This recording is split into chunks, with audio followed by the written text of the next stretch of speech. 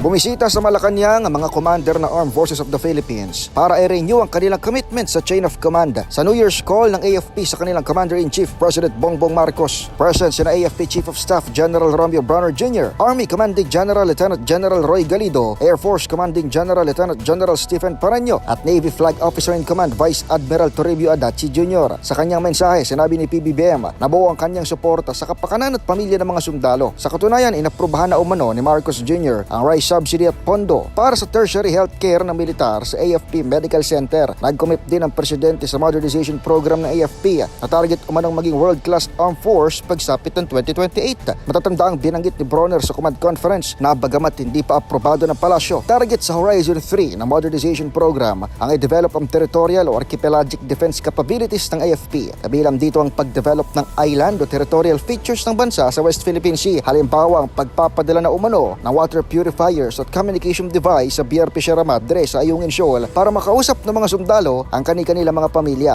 Samantala sa bahagi naman ng senior military officials, binigyan din nilang serbisyo at paggalang sa kanilang chain of command. Para sa kauna-unahan sa Pilipinas, DZRH, ito si Edniel Parrosa. Tuloy-tuloy sa pagbabalita, tuloy-tuloy sa serbisyo. Sama-sama tayo, Pilipino.